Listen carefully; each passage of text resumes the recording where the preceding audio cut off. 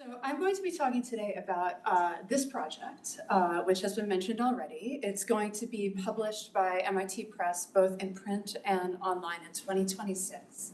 And what you're looking at here is a beta or a prototype for the web-based version of the project. And you can Google it and find it, but I can also share the link at the end of this.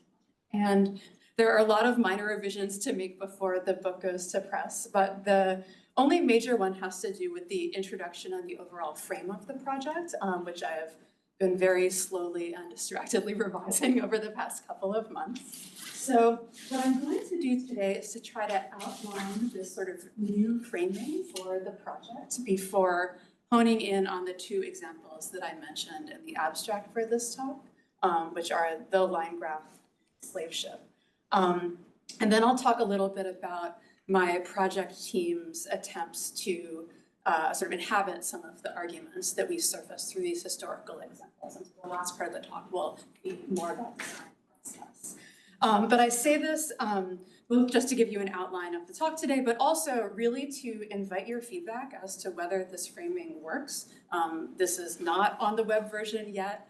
And I really would love to hear from you as to whether you think this sets up the project well or whether you think there are other ways that it should be presented.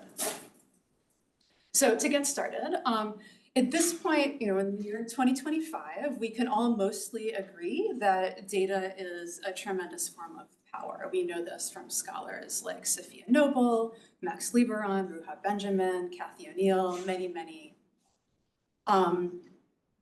But where this project intervenes is to say that visualization is also a tremendous form of power as well. So when we think about data visualization, we tend to think of its purpose as communicating the meaning of the data underneath. You could think of someone like Edward Tufte telling us that the purpose of data visualization is to, quote, reveal data. He uses that word in a lot of his texts.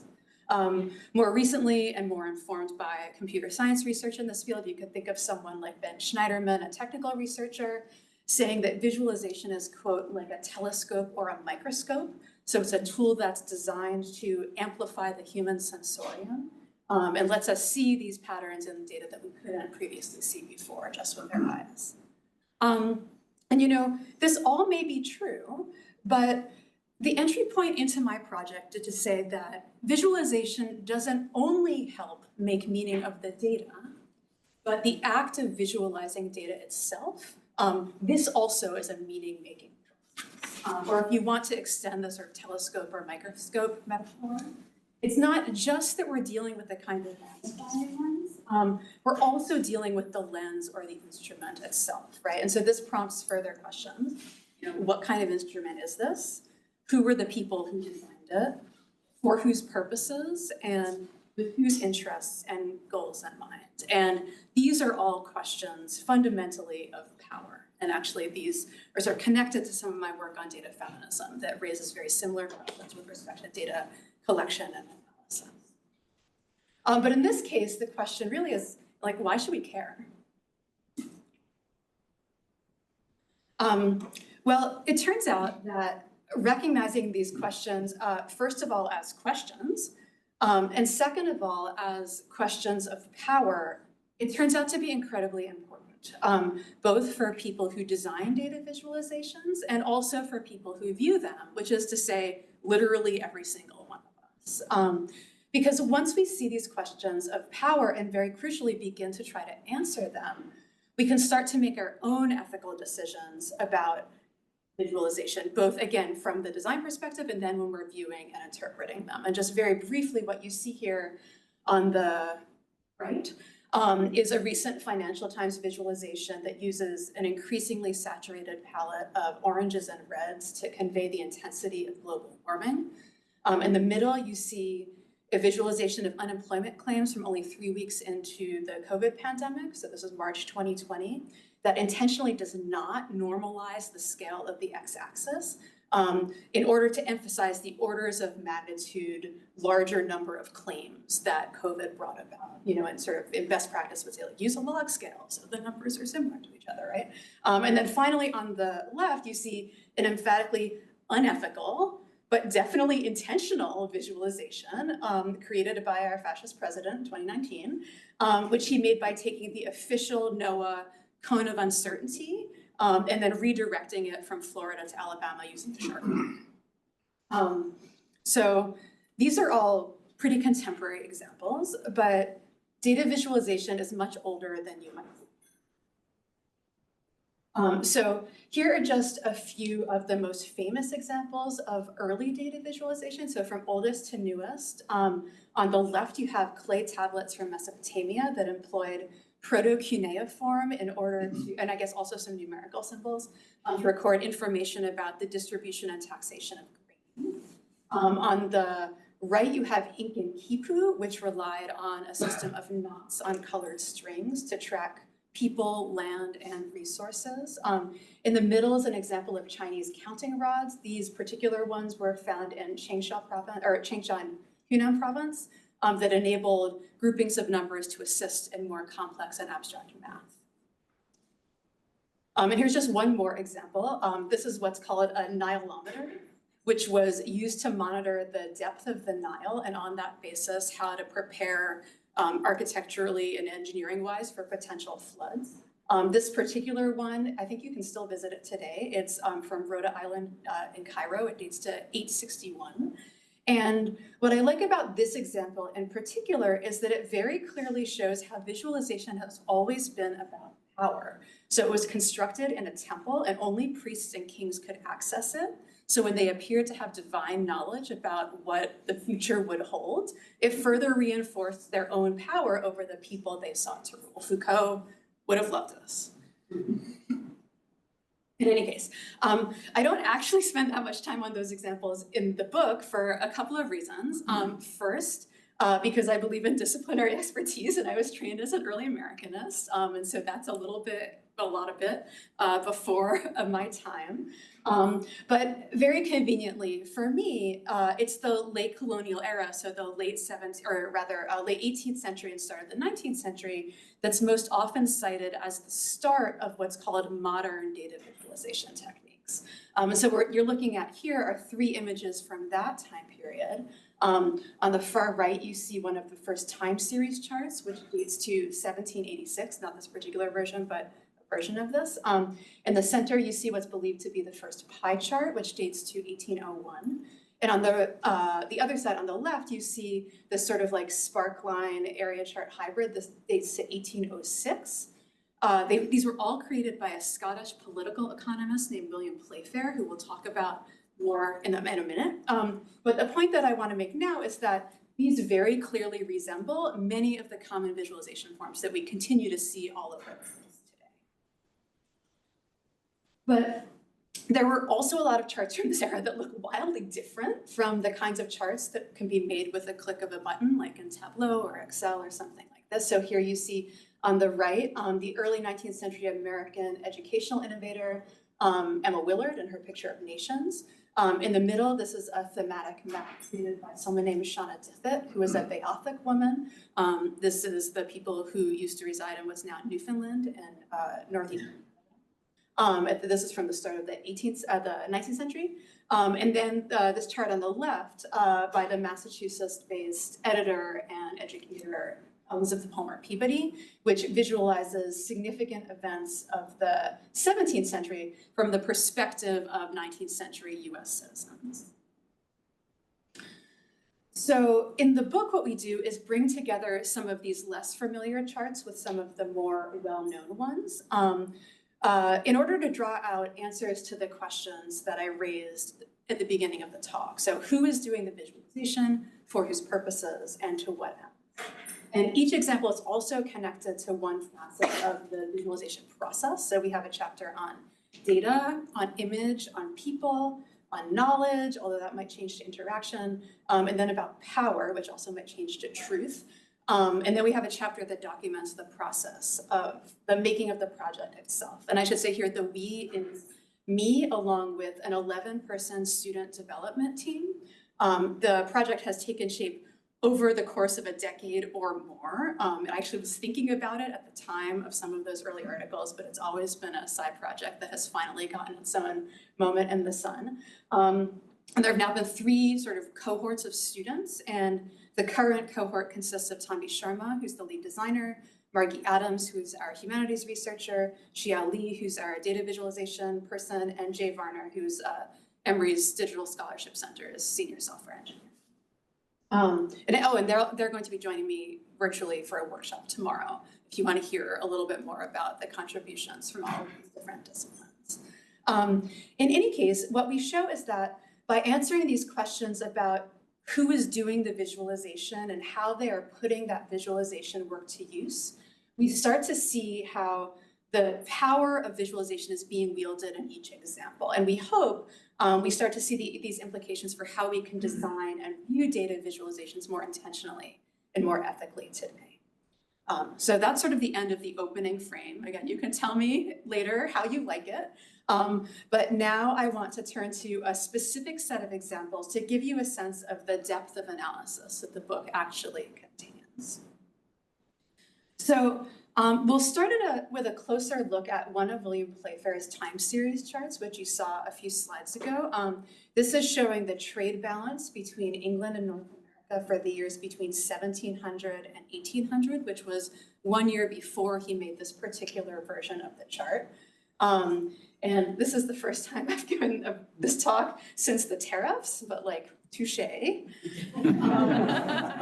any case, this chart, it makes a good starting point for Playfair's ideas about data visualization because they're generally sort of very clearly aligned, again, with sort of what we understand to be the purpose of visualization today. So here is some of his own writing on the subject, which appears in the preface to the book that included this chart along with more than 10, fewer than 20, I should know how many others. And he says, quote, "On inspecting one of these charts attentively, a distinct impression will be made, and the idea which remains will be simple. So what I see here is not only a strong visual antecedent of what data visualizations look like today, but also a similar epistemological rationale. So how data visualization works, according to Playfair, so how it's supposed to produce knowledge, is by making a, quote, distinct impression on the senses, and so that the idea that remains in the mind's eye will be, quote, simple and complete. And this is really an idea that we've carried forward into the present. So nearly every single visualization textbook will still tell students that visualizations should be clear and efficient. They should not contain any superfluous design elements. They should ideally prompt what Playfair would call sort of this distinct impression, but we might call like the aha moment, that moment when you see something and all of a sudden the significance of the data sort of snaps into view. This is actually a bit of an aside, but I couldn't help myself because I love these charts so much. So just to underscore the point about epistemology influencing design decisions. So here you see 2 charts created by Elizabeth Peabody, who I mentioned before, for this textbook that she wrote called A Chronological History of the United States. And these were designed with a completely different epistemological rationale in mind. So these were created for middle school age students, and her goal was to make the students stop and reflect. She writes a lot about the process of knowledge production, and she designed her charts to help students scaffold their own interpretation of the events that were being visualized.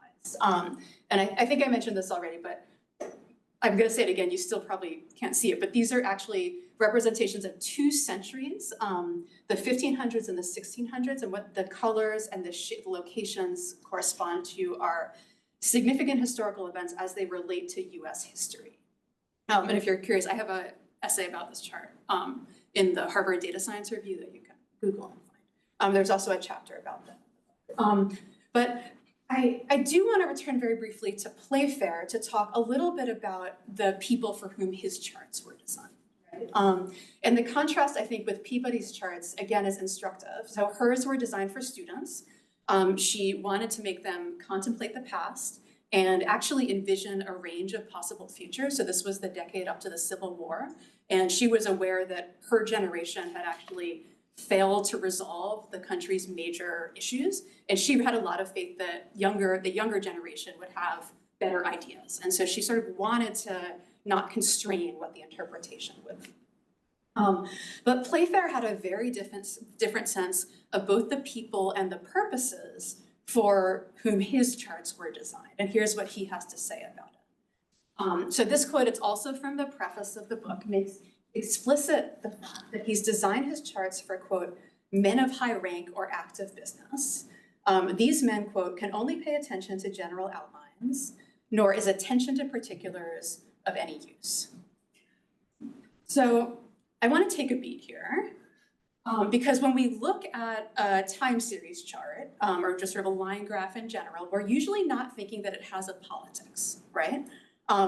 We might even go so far to say that time series charts, again, or sort of line graphs more generally, are among the most neutral and objective methods of visualizing data that we know. And to be perfectly honest with you, until I saw this quote, I also thought that as well.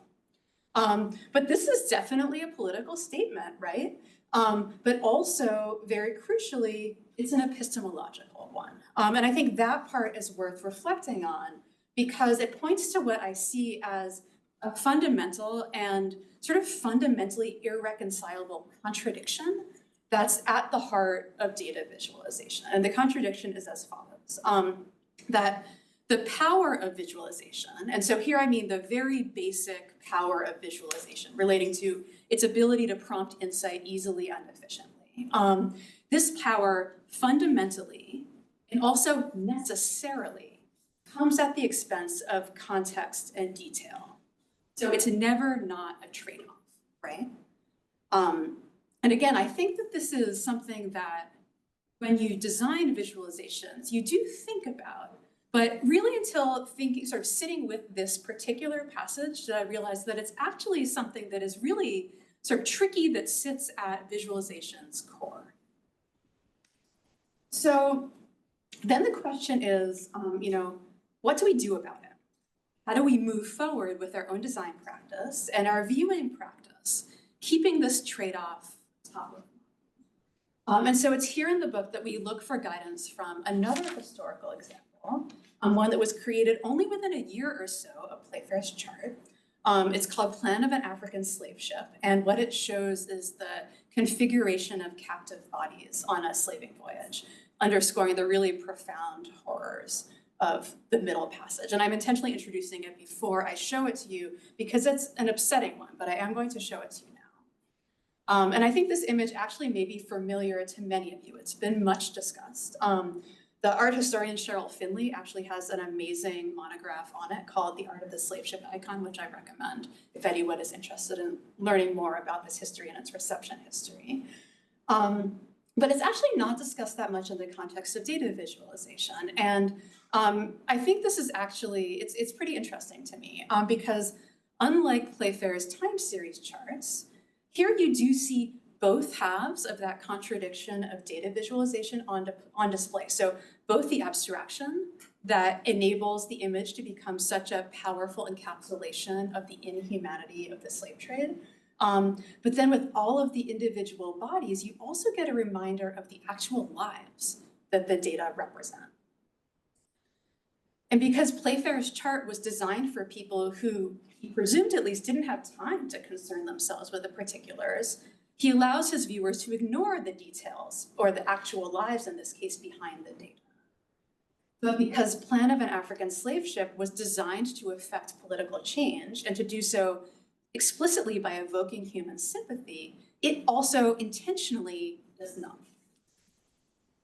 And two additional points to make about this. So first, the British abolitionist Thomas Clarkson, who would go on to write a history of the British abolitionist movement in 1818, he describes the intent behind this image in very similar language to Playfair. So Playfair wanted to create a, quote, distinct impression. I showed you that quote.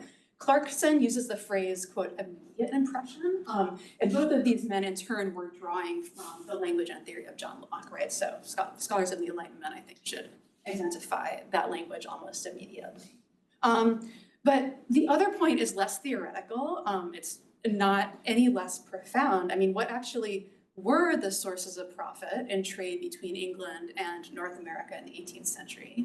Like, so we're also people, right? But that sobering reality is not conveyed through the clean lines of Playfair's chart. So how do we design more like the British abolitionists and less like Playfair? Or actually, like that is actually like a very reductive question, that because the British abolitionists did not do everything right, and we can talk about that later. Nor did Playfair do everything bad, wrong, right? So actually, I should not sort of set it up like a binary. This is sort of the question that I want to ask. How do we use this, our newfound awareness of the power of data visualization as a set of methods to make more ethical and intentional decisions going forward? That's really the question that I wanted to ask.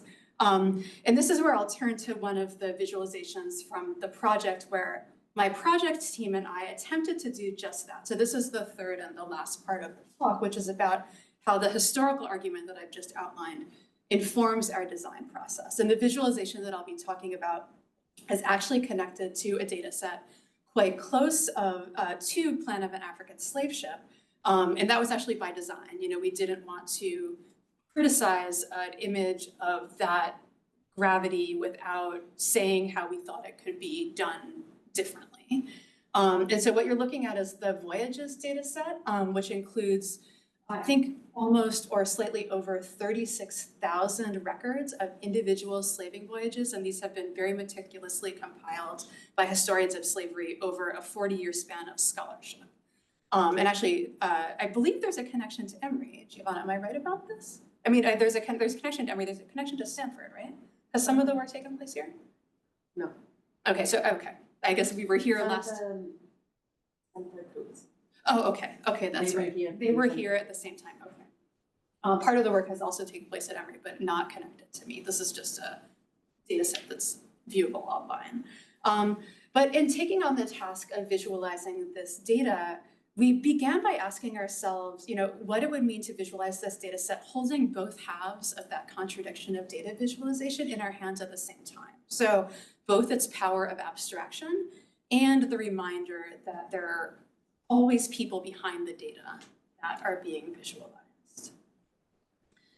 And we decided to first focus on our representation of time. So a frequent observation made about the experience of the Middle Passage is that the captives did not experience time as linear while in the hold of the ship. So if we were to keep the people behind the data in our view, we thought one way to do it might be through a non-linear representation of time. So one that aligned with the experience of the people behind the data rather than what the data itself seemed to capture just in a time span and the particular facet of the data that recorded that information. Our initial design drew visual inspiration from Harold Fisk's alluvial diagram of the Mississippi River, which is what you see on the right. And we thought that a stream diagram, which is what you see on the left, might be a good equivalent. So this would allow us to sort of use bends and turns to represent the non-linearity of the Middle Passage. But very depressingly, when we went from the sort of visual prototype to actual data, it turned out there were far too many voyages to achieve the kind of visual separation between the lines that you would need to make this an effective data visualization. So we returned to the drawing board. And so here we turn to a more current reference point for sort of abstract yet high dimensional data, which is Martin Wattenberg and Fernanda Viegas's wind map. This is a screenshot, but it's actually an animation. So imagine the spirals sort of spiraling and turning over the map of the United States. And so what this is visualizing is actually the wind patterns across the US in real time or near real time every hour. Interestingly, using NOAA data, which is one of the precise data sources that right now is being threatened with being taken offline. So this map will cease to function if that data is no longer publicly available. In any case, when we adapted this approach to our data, what we were left with was a visualization of the sort of sea in motion. And I think you actually should be able to see the transformation, but maybe not with the lighting as it is.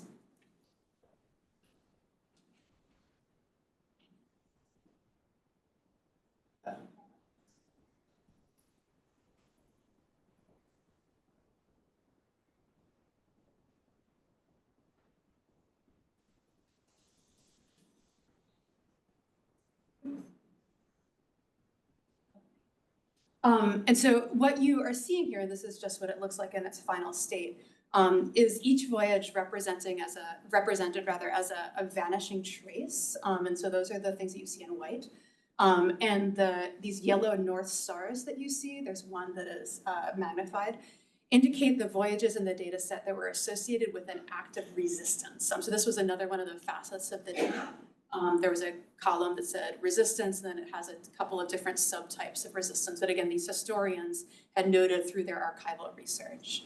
But, you know, just again, to be pretty honest with you, we thought that this was too beautiful of a visualization to be mapped to this data that was documenting what's been called living death. And so we just went back to the fist diagram idea, and we started reworking that one.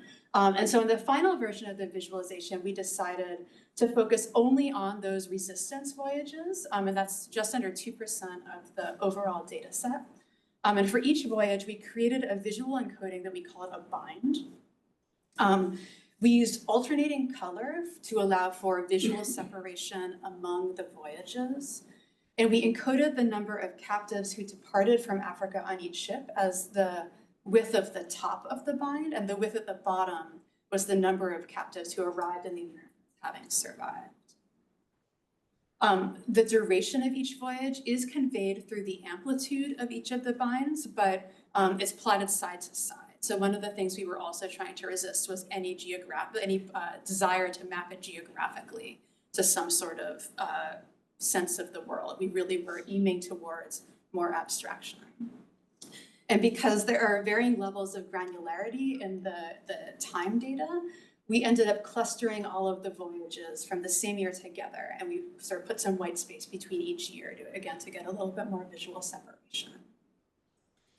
And so in the final visualization, the binds are arranged chronologically from the first recorded act of resistance of a slave ship in 1565 to the last in 1865. But we were still stuck on the fact that there was so much about the Middle Passage that our data set might not convey, and that might never convey no matter how hard we tried.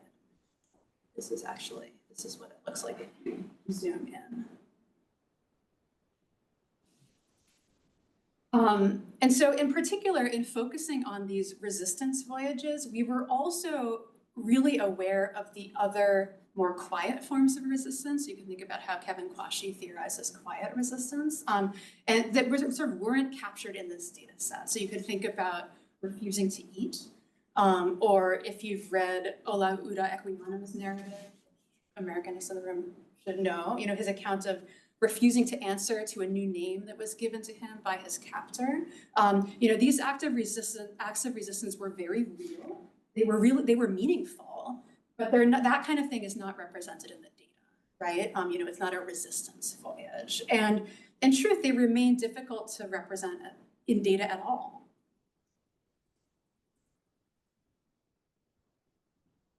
So we did one more last set of visualizations, and what we do is bring in the additional 35,000 more voyages, and we plot them first only in outline, but gradually they also gain a color fill. So the implication here is that all of these voyages involved acts of resistance, and in many ways just the act of surviving was an act of resistance in and of itself. This is what it looks like.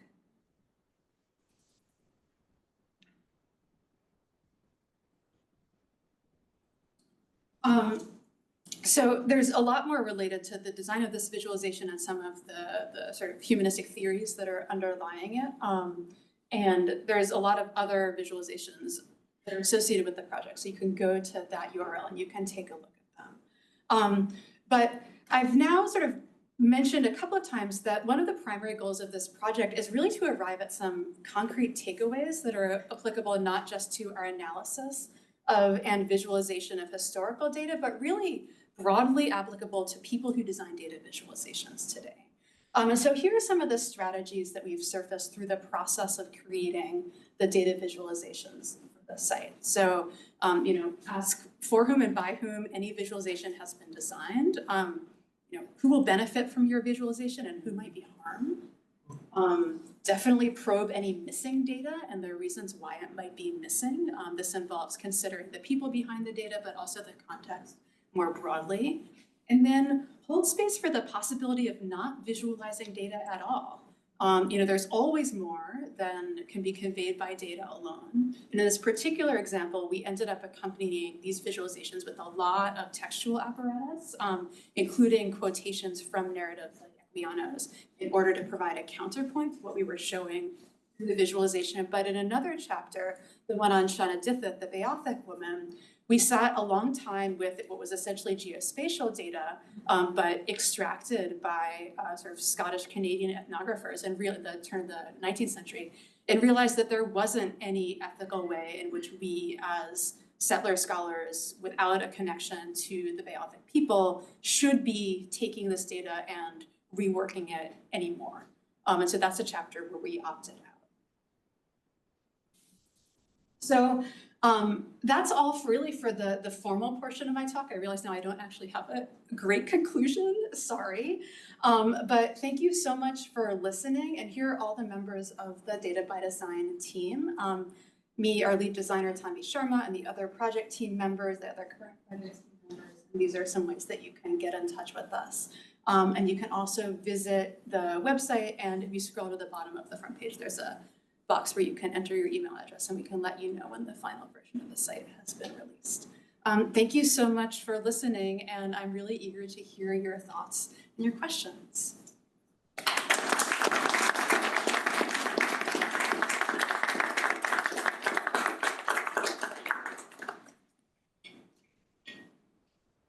We'll have you. Would you like to field, or I can field and keep track if that's easier for you? What would why don't you field it? I'll do that. And we've invited the folks from the overflow room to walk over and join in person, and we will be fielding remote questions too. So we'll toggle between. But I see you, and then please find me, make eye contact with me, and I'll field your questions. Okay, thanks. You go ahead, please. So the middle passage charts, I think the power of the I've forgotten, but the plan of the ship was that you see human bodies there. Right?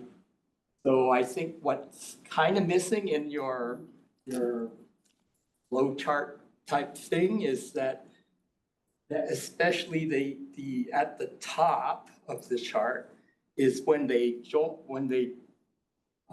embarked, and when they the bottom is when they disembarked, and the thickness of those lines is an indicative of the number of people who survived, right? So maybe simply something like summary of just a number of the people who embarked and then disembarked. And that would be, because that's an indication of surviving, right? So maybe something simple like that. Or maybe coloring could be something along those lines too. Yeah, no, I appreciate your comment. And we spent a really long time thinking about questions of the ethics around engaging with this data, which, if you trace it back to its source, the reason is itself this record of violence. I didn't really include a lot of the sort of historical research on this, but for scholars who study the history of slavery, there is a sort of accepted argument that, well, not accepted argument, there is a truth that the reason why we have these numbers in such fine-grained detail is because of the original act of taking human life and reducing it into a number. And so any way in which you engage with that, you further engage with that data runs the risk of restaging the original act of violence that the act of enslavement brought about. And again, there's actually more about this in the chapter, but one of the crucial points for our team was exactly that decision point. Do we want to represent the data in ways that evoke people, as in the original plan of a slave ship, or do we want to try to not recover, but sort of in the way that it sort of repair the original violence or sort of repair the work, or let me see if I can articulate this. Do the work of repairing some of the violence of the original data set. And part of that for us meant that we decided not to try to directly tie the data points to individuals. And we wanted to try to sort of show what the data set could tell us, and then also sort of leave space for what that data could never tell us. And I don't know if that was a helpful articulation, but we were very conscious about not trying to make it too representational. And we wanted to make abstraction work to our aims. Although I take your point that maybe having a little bit more, having more ability to engage with additional facets of the data through the visualization would be helpful. But I appreciate your comment. And then in the second row, well, so 1, 2, and then keep finding me for eye contact and I'll line you up. And let's make sure we have as much time for questions as possible. So yes, use. Yeah, thank you very much for the talk, and also thank you for the sort of long inspiration that you provided over decades now, I guess. I'm curious on the view of the maker of the collectors of the data, the people that the data are about, the making of the visualization, which is a team here, and the viewer, and whether that's an interactive process or how the interactivity of it might fight against the power notion of the visualization itself. Yeah, that's such a good question. I mean, I would say that, I think you sort of hit upon another sort of irreconcilable tension about design, which is that you start with an idea and you end up with an output, and then the project is over, which is sort of which involves, I would say, iteration and conversation along the way. But ultimately, you're left, unless you want to deal with some sort of database backend, with what you show to the user, right? And that conversation stops. And I would say, and I think that is very important to recognize, and even recognizing the process itself as one that from the very beginning should involve more people than it usually does at different points of the process is an important takeaway. So for example, bringing in people who either have scholarly expertise or personal connections to the data at the beginning of the process, rather than just sort of showing it to them at the end and say, what did you think, right? And actually one of the critiques of the plan of a slave ship is that Clarkson, well, it has a complicated history. There are 2 versions. We know more about the second version, which is not the one that I showed you. It's because Clarkson wrote this book about it.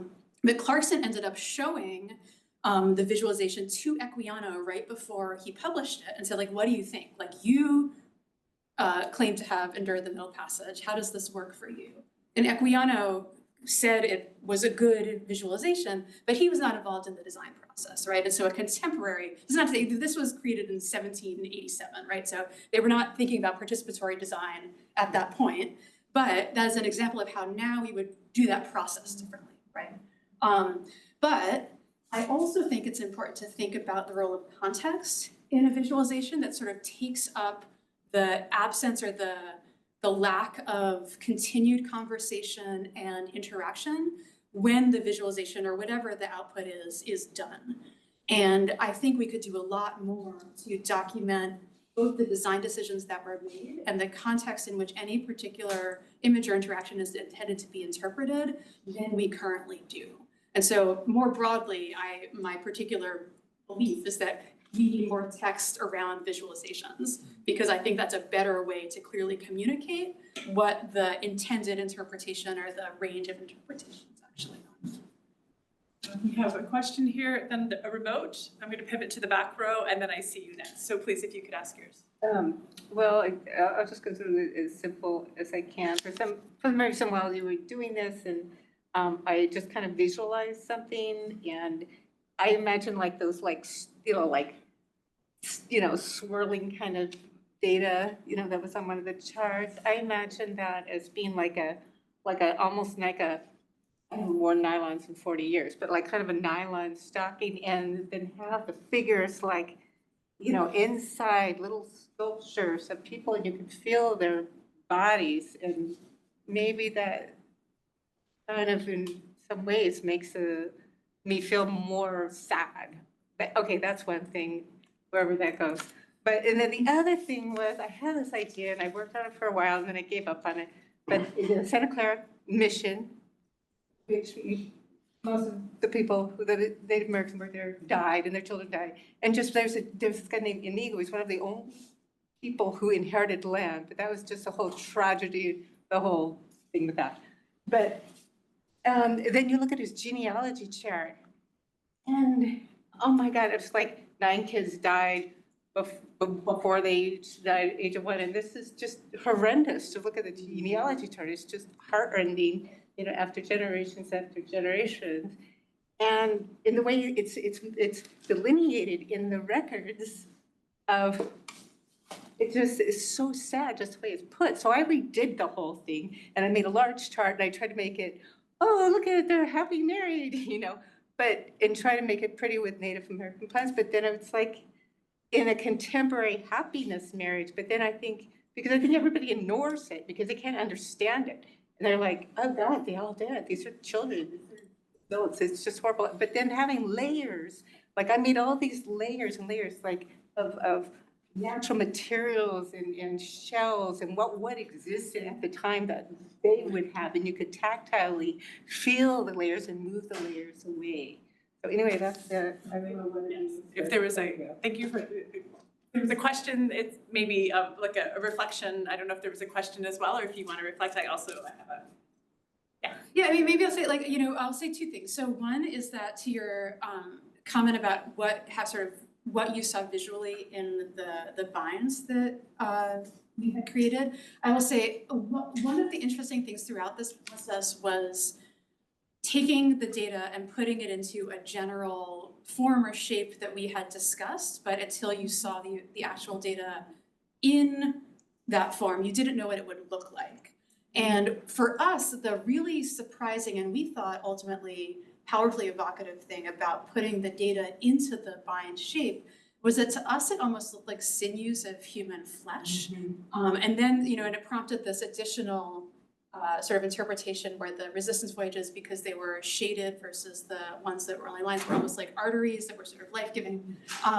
But maybe I'll just say as a general sense, you know, that like, it is really interesting having to balance both sort of what you don't know you will see with what it looks like. And then also, as humanities scholars who are ready to visually interpret what it is we look at, how to balance the desire to sort of adhere to visualization, or not best practices, but sort of what we came to view as our intentionally conceived and stated design decisions with what it looked like in the end. And there is this kind of push-pull between us reflecting and interpreting our own work. And then the second thing that I'll just say about, you know, anytime anyone intervenes into, I would say not just a data set, but an artifact that sort of doesn't come from their own culture or heritage, you know, like these are when reflecting on your own positionality really matters. And one of the things that we do in the book is try to call out, you know, and it's always on a sliding scale, right? You know, sometimes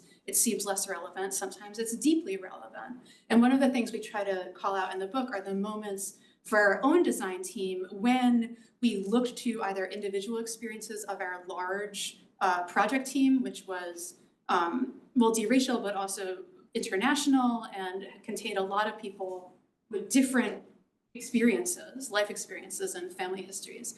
And then I think also reflecting on sort of the requirements for engaging with certain data that our team, in spite of its relative diversity, didn't contain and were therefore off limits, you know, not permanently, but just for us, you know, which is like, okay, we're gonna let someone else do that because we don't have the knowledge that it would take or the authority that it would take to engage in that project. And I think that that can be really valuable when you're trying to communicate both your design choices, but also the limits of those choices, so. So one question from a remote audience member, if I may. So they ask, how do 3D and virtual reality-based data visualizations interact with these histories of data visualizations?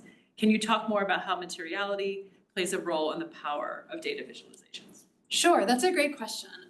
So one of the things that we think about a lot, I think about a lot in this project, is the way in which the range of ways that we can visualize data in the present, and also historically in a Eurocentric, sort of like Enlightenment Europe context is far broader than the set of examples that we are drawing from for our inspiration. So in the very beginning, you saw string, sort of physical representations of data, stonework, life-size column, right? And those kinds of representations you don't see in the dominant Enlightenment accounts of the field, which is not to say that other people weren't doing them, they just weren't viewed as data visualization, because of Enlightenment theories about knowledge production, right? And so this project in general, I mean, it's nice that you got this preamble of my work. This project is in many ways constrained by how my own field of early American literature and culture was conceived in the early 2010s,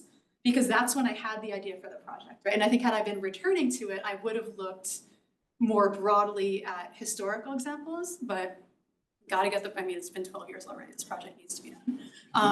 But I will say, but the flip side of that is that because we do now also have a lot more methods of visualizing data, physicalizations, sonifications, smell stuff, we can do all of these things.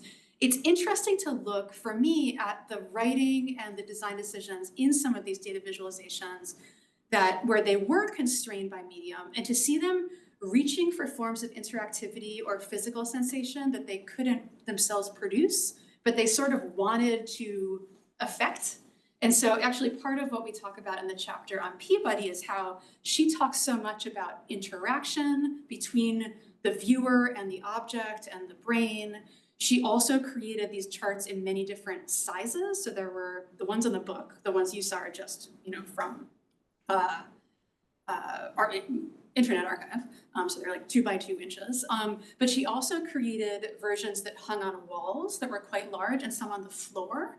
And she talks about, and if you read contemporaneous accounts of people who saw the visualizations, people were blown away by the idea that you could be invited to sit around on the floor, this large, she called it a floor chart, because that was a mode of interaction that never took place in 19th century schoolrooms. When you think about like the desks and the rulers, that was the environment. And so that to me, I really see as a generative antecedent for a lot of the goals of more physicalizations of data today. And we actually undertook a project to try to inhabit some of that, which is documented on the project. That wasn't that sort of, anyway. No, I think you got the materiality, the 3D virtual, yes, I think it was there. So final row and then Roland, and then get my eyes if you have a question, I'll be looking. Yeah. So my question pertains to what you called the aha moment, and I noticed you referred several times to some really interesting ways that you interrogated your own work, like saying that the trace chart was too beautiful. And I think that those are really fascinating observations. I'm curious if it's within the scope of your work to sort of go the other direction and say, with the charts that you did create, what aha moments do naive users, sort of an all-comers approach, right? People who don't have your background at all, what are their aha moments from either the visualizations that you chose not to go with because you had an intentional, this is not the right way, or the data visualizations that you did choose to move forward with, and what that tells us? Oh, that's a really interesting question. We've done some user testing, but it's been more generalized. It's been mostly about the interface and how some of the overall interactive elements that we built into the platform rather than specific visualizations, how they work. So unfortunately, I don't really have information to answer your question, but I will say it has been interesting to me asking myself, like, what's the audience for this project, and where do I bound the range of viewers that I want to get the point, and moving from, my first book was a scholarly monograph written for a disciplinary audience, and I know that I want the audience to be larger than that. Data feminism was written for a very wide audience, but it was not historical. And it was intentionally, like a lot of the theoretical, the theory that was motivating is you can see it if you know who I am and who Catherine is, but it's not explicit. And I do think, and I'm right now coming to terms with the fact that this project might not be a project that has quite as broad an audience as much as I want it to, because you do need a sort of open-mindedness and willingness to rethink some baseline assumptions that I think is kind of a starting point for engaging with the project at all. And so trying to figure out a way to articulate that in a way that's inviting, but also signals to readers, like you might need to check some of your assumptions and read a long thing that is old. TBD, I'll see how that goes. Sorry, Roland and then Alice? Okay, sure. Alice, and then Roland. Oh, and then Dr. Vici, yes, we go. I was wondering if you could talk a little bit more about the Shannon Did It chapter. And I ask as a Newfoundlander. I grew up in Newfoundland. And so I remember learning about Shannon Did It, but in a very awkward way, that she was the last Beothuk, right? And that's lingered in my memory in thinking about archives and stories about, indigeneity and women in Newfoundland. So I'm intrigued to see even that diagram. I didn't know she had an agency, or that she was making. Was she making those graphs? So this is it's a really interesting example, and it was one that I only encountered after doing a significant amount of research to try to find an example of Indigenous mapping from around the same time period that would sort of complement and destabilize the arguments that we were getting from the people like William Playfair. And so a little bit of backstory for this. So the Beothuk people were first in conflict with, but ultimately ended up merging with the Mi'kmaq. And so this is all like sort of located in Newfoundland. And there was a period of time when disease had really ravaged the Beothuk communities in particular, when the mostly Scottish people who had settled in Newfoundland realized that they were witnessing the end of a nation, and attempted in their 19th century ways to document it. And so all of this documentation comes from 19th century Scottish Canadian ethnographers who were trying to capture knowledge of a nation that they knew was being lost. And so, we all know the critiques of early ethnography, and they're all here, and it's all pretty terrible. But when you read about the story more, you learn a couple of things. One, in order to make sure that they got this information, they actually held Shannon captive in the home of one of the ethnographers, and they forced her to make these maps.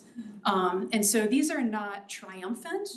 They are not sort of the enduring legacy of the Beothuk people who have been lost. They are fundamentally, they're sort of they're bound by violence. And so we found that to be very profound, and that was what gave us a lot of pause and even engaging with them. And we don't, I've been to the provincial archives, and I've seen the originals. And actually the chapter did undergo tribal review to make sure that it adhered to the facts that are known and that they want and conveyed. But we actually, we don't show the original artifact. This is actually a redrawing of it done by one of the ethnographers for a book that he published. And we intentionally try to create a little bit of distance between the original artifact and sort of the sort of colonial frame. And again, it's not dissimilar from our intervention into the slave wages data. What we were really interested in is calling attention to the layers of separation that sort of prevent us from ever fully accessing some fundamental truth. It's like, this can never be held up as some sort of transparent record of a community because it was created under conditions of coercion, right? And we don't know what the ethnographer was telling her. We don't know, there's a couple of different accounts. And I'm rambling a bit, but I guess that's sort of where we landed. And because of the complexity of this image and this idea that we would even try to interpret it and it wasn't even our worldview, we were just like, this isn't a project that we can do. It's very interesting, just because in terms of the educational structure in which I learned about Shannon did it, that was all picked up on in like a grade 4 classroom. I remember those feelings of oddity and displacement, just to say, so yeah. But just to close the loop, but I do think it tells us about colonialism, right? Like, and it tells us about what knowledge extraction, sort of embodied knowledge extraction, like that's what that means, right? So I'm a historian of Africa and also the broader Black Atlantic world, who uses, I guess, traditional words and things to try to extract the stories of the dead. So I'm wondering if you could tell me, as a person who writes with paper, but I'm trying to experiment with digital methods, what are the big storytelling takeaways from this, right? How does this allow us to tell stories of individuals or societies differently, let's say, than other methods or other visualization or writing forms? Yeah, that's a really great question. So one of the things that I've always believed is that visualization is a great complement to storytelling because it can hold space for what we don't know. Or if we don't have the words, that we don't have the, like, we don't know what was said in that moment. And we want to impose limits on our own ability to speculate because of our own positions as researchers, as not direct descendants, things like that. Visualization can remind people of the gaps in their own knowledge. And so I would say, first, that is really what I see as a strength of visualization that I do not think has been taken advantage of enough. Because oftentimes we struggle to not say certain things, or we say, this is where I choose not to retell or to speculate or to fabricate because I don't know enough. But there's sort of nothing, then the narrative stops. So the question is like, what can you do to signify, the work that could be done by others that still needs to be done by others. So that is one thing. I think another thing that visualization is really helpful, and I think this sort of goes back to some of the original points about visualization, is that it does have an ability to convey scale in a way that is complementary to the individual accounts that we tend to focus on in narrative, right? If the goal is to try to say, we are telling you about one person's story or one person's history or a family or a community, there are so many more. And we cannot, just because of the constraints of our field and our ethics, multiply that times 36,000 people, but we can show you how this individual story might be, sort of how this might fit in relationship to this larger whole. So that's another thing that's really valuable. And actually in Cheryl Finley's book about the slave ship icon, she has a lot of contemporary examples of how people have sort of taken the idea of the slave ship icon and have sort of swapped in other meaning-making methods in order to supplement the original image with ways that they think it could possibly do more because of the limitations of the original artifact. So I just thought that. Laura, this is such a suggestive talk, and it's given me a lot to think about. I'm reminded of the famous statement by Wittgenstein about poetry. Poetry, although it's written in the language of information, is not involved in the game of giving. You might say about data visualization, although it is composed in the language of art, shapes and colors and so on, it is not in the language game of art. It is in the game of giving information, right? So my question is really about, there's a moment in the talk when you said, we thought this was too beautiful. When does the aesthetic part, where does it stop and where does it start? I realize this is probably impossible to answer because you portrayed it as kind of a collective, subjective decision.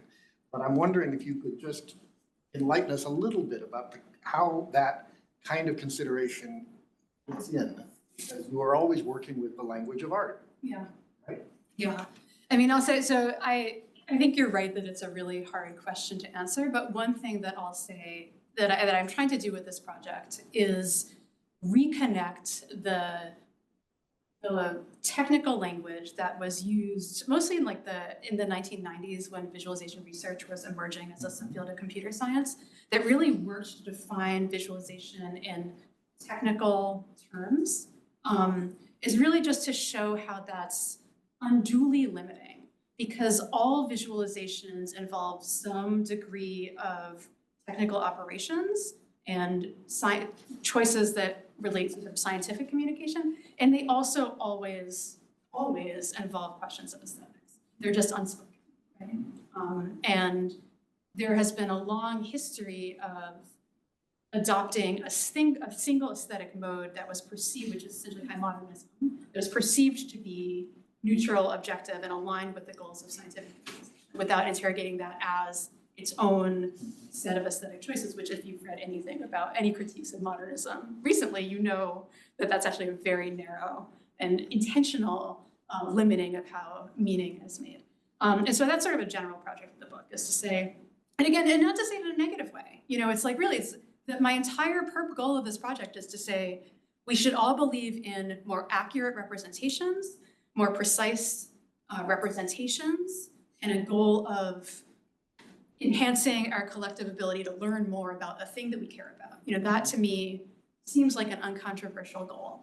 And if that is true, we should want to recognize more of the things that we thought were sort of valueless as in fact choices. Because once we do, we can make those choices intentionally. And we might say, we want something scientific that tries as hard as it can to communicate in the narrow game of information communication. Or we could say, well, what is it that we think we've got here? How can we enhance that by thinking about this internally? But in the you know, the question of like, where does it stop, where does it begin? I mean, I think it's like everything, everywhere, all the time, all together. But that's kind of the point. Yeah.